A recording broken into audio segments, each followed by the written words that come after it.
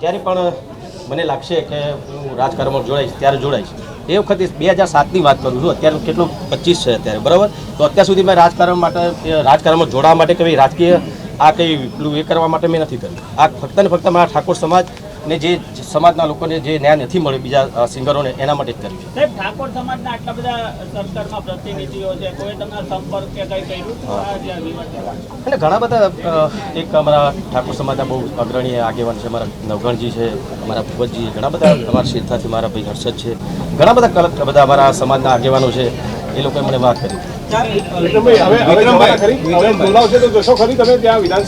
અરે એક તો કીધું મેં, હવે સમાજ જે કહે છે, સમાજ જે નિર્ણય લે છે, કેમ કે મેં મારા માટે નહોતું કર્યું, મારા સમાજના બધા કલાકારો માટે તથા દરેક બીજા કલાકારો માટે પણ મેં આ કર્યું હતું. તો એ લોકો જે કહે છે એ હું કરીશ. રાજકારણમાં જોડાવાના છો? રાજકારણમાં હમણાં તો નથી જોડાવાનું. એટલે એવું ના વિચારતા કે ભાઈ રાજકારણમાં જોડાવાનું છે એટલે આ બધું થાય છે, એવું નથી. વિક્રમભાઈ, થોડી હજી સ્પષ્ટતા કરો, કારણ કે ગોળ ગોળ જવાબથી ખબર નથી. ના, ગોળ પર જવાબ જ એ જવાબ. એક તો તમે નારાજગી દર્શાવી, એવું કહ્યું ઠાકોર સમાજને બોલાયા ને એટલે એમાં બધા જ સમાજ હતા એવું નહોતું. અમુક સમાજ હતા, અમુક બાદ હતા. હવે તમે એવું કહો છો કે મને મુખ્યમંત્રી બોલાવશે તો હું પાછો મળવા માટે જઈશ. તમે મને એવું કીધું, અલ્પેશભાઈ એવું કીધું, મેં નહીં કીધું. અલ્પેશભાઈ એવું કીધું કે ભાઈ તમે આવો, આપણા સમાજના બધા કલાકારો લઈને તમે સરકાર સાથે સમાધાન કે નહીં, લડી લેવાના મૂડમાં કે સમાધાનના મૂડમાં?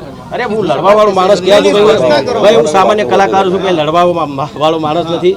આખી મીડિયાના બધાને ખબર છે કે વિક્રમ ઠાકોર કેવો માણસ છે, બરાબર. હું રાજકીય માણસ નથી, રાજકારણ મને આવડતું પણ નથી. તો સરકાર બોલાવશે, સમાધાન કરી લેશે. સરકાર બોલાવશે, સરકાર બોલાવશે ત્યારે તો ઠીક વાત છે, પણ મારો સમાજ કહે છે કે એ જે કહે છે એ હું કરીશ. અરે વિક્રમભાઈ, સમાજે તમને એવું નહોતું કીધું તમે વિડીયો બનાવો?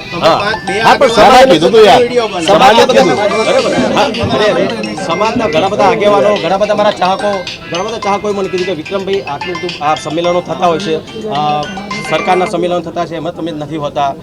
પછી આજે જ્યારે આ બધું થયું વિધાનસભામાં તમે આ બધા કલાકારોનું સ્વાગત કર્યું, એમાં બી તમે નથી, તો શું કારણ શું છે એમ?